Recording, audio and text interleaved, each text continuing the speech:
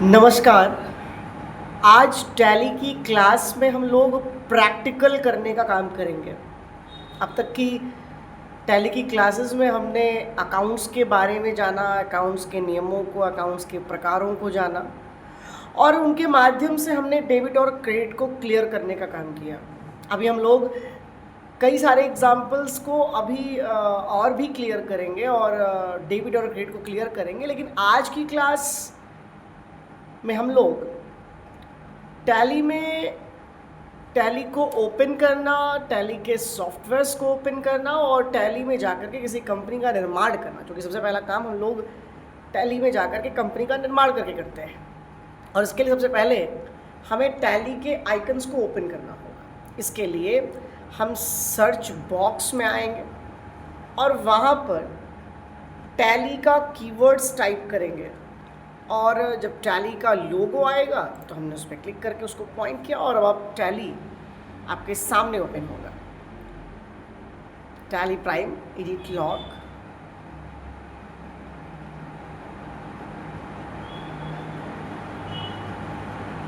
और इसके ओपन होने के पश्चात आपको एक जो कि लाइसेंस वर्जन अगर आपको इस्तेमाल करना है तो उसके लिए हमें लाइसेंस परचेज पड़ना होता है और यहाँ पे एक्टिवेट न्यू लाइसेंस का ऑप्शन होता है।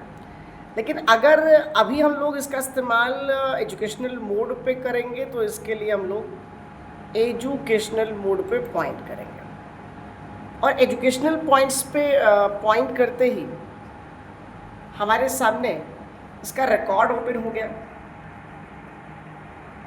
अब हम क्या करना पड़ेगा, हमें लगता है कि हमें किसी कंपनी का निर्माण करना है तो उसमें एक शॉर्टकट इस्तेमाल होता है।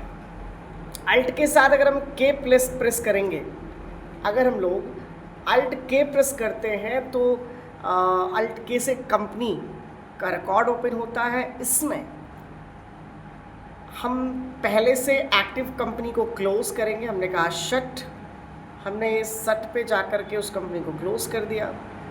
ये कंपनी यहाँ क्लोज हो गई और फिर हम क्रिएट कंपनी पे आएंगे और नई कंपनी का निर्माण करेंगे। चूँकि आज का जो टॉपिक है वो नई कंपनी के निर्माण के लिए है, तो जैसे ही हमने क्रिएट कंपनी पे पॉइंट किया तो यहाँ पर क्रिएट कंपनी का डायलॉग बॉक्स आपके सामने आया है, जहाँ पर हमें कुछ इन्फॉर्मेशंस भरनी होगी और इस इन्फॉर्मेशंस के फिल करने के पश्चात हमारी कंपनी टैली में बन जाएगी। और कंपनी के बनने के पश्चात हम कंपनी में अपने जो रिकॉर्ड्स हैं, चाहे वो हमारे जितने भी फाइनेंशियल रिकॉर्ड्स हैं, हम उनको प्लेस कर पाएंगे और किसी भी प्रकार की रिपोर्ट्स वगैरह भी प्राप्त कर पाएंगे। यहाँ पे करना क्या होता है, सबसे पहले हमें कंपनी का नाम जो भी हमें मेंशन करना होता है हम उसको मेंशन करते हैं। जैसे हमने कहा रेयांश, या हमने कहा रेयांश प्राइवेट लिमिटेड, या हमने संस्थान के नाम का इस्तेमाल किया कि RRIT, कंप्यूटर प्राइवेट लिमिटेड। अब हमने कहा कि यहाँ तो हमने नाम फिल किया, इंटर करते ही जो मेलिंग नेम का रिकॉर्ड है वो जो कंपनी नेम था वही आपके मेलिंग नेम्स के रिकॉर्ड में भी आ गया है। बाय डिफ़ॉल्ट तो जो नाम हम लोग कंपनी नेम में फिल करते हैं वही इसमें आता है, लेकिन अगर पत्राचार, चूँकि इसका डिटेल यहाँ पत्राचार का डिटेल भरना होता है, अगर कंपनी का सारा रिकॉर्ड, कंपनी का सारा पत्राचार कंपनी के नाम से ही होना है तो हम इसको यही रहने देंगे। अगर हमें लगता है कि नहीं, कंपनी का जो पत्राचार होगा वो कंपनी के ओनर के नाम से होगा तो वहाँ पे कंपनी के ओनर का नाम भरा जा सकता है। जिसके नाम से पत्राचार होना है उसका रिकॉर्ड यहाँ फिल किया जा सकता है। अब इसके बाद हम लोग एंटर करेंगे तो हमें एड्रेस फिल करना है कि हमारी जो कंपनी है वो वास्तव में स्थित कहाँ है। हम इसको डिटेल्स को फिल करते हैं और फिल करने के बाद हम लोग आगे बढ़ते हैं। जैसे हमने फिल किया एड्रेस को, हम जब आगे बढ़े यहाँ से स्टेट पूछता है तो हम स्टेट के लिए स्टेट का फर्स्ट कैरेक्टर टाइप करते हैं तो वो लिस्ट में आ जाता है, हम उसको सिलेक्ट करते हैं।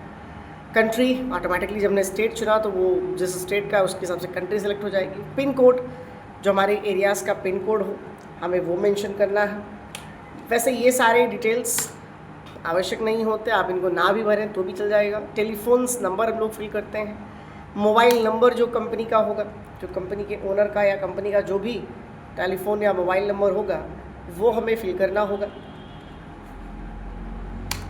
फैक्स नंबर अगर कंपनी में है, अगर कंपनी के पास अपना फैक्स नंबर है तो आप फैक्स नंबर मेंशन कर सकते हैं।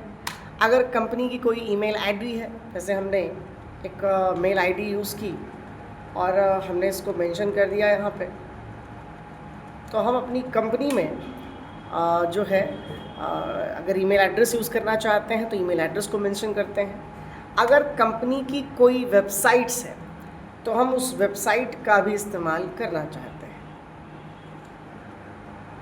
हम उस वेबसाइट का भी इस्तेमाल करना चाहते हैं तो हम यहाँ पे वेबसाइट्स को मेंशन करेंगे। amargarh.com कोई वेबसाइट है तो उसको मेंशन कर सकते हैं।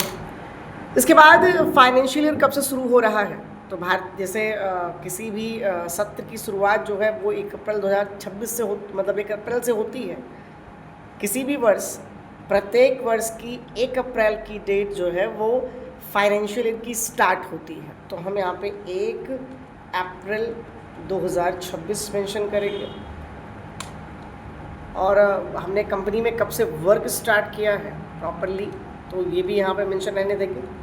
और जैसे ही बेस करेंसी सिंबल पे आएंगे तो यहाँ भारत की मुद्रा का सिंबल आपको मिलेगा और नीचे उसका फॉर्मल नेम यानी इंडियन रुपीज़ INR आपको प्राप्त होगा। ये सारी इन्फॉर्मेशंस को भरने के बाद जैसे ही आप एंटर करके एक्सेप्ट करेंगे वैसे ही आपकी कंपनी क्रिएट हो जाएगी।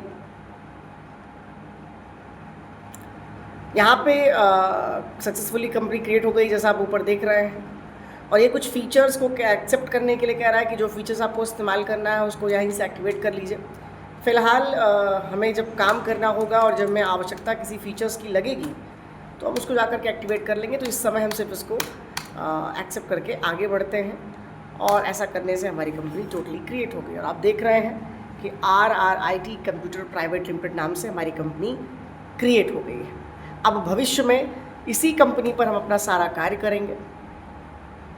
किसी भी प्रकार के रिकॉर्ड्स को ऐड करने के लिए, किसी भी प्रकार के फाइनेंशियल डिटेल्स को जोड़ने के लिए हमें सर्वप्रथम अपने टैली के सॉफ्टवेयर में कंपनी का निर्माण करना होगा।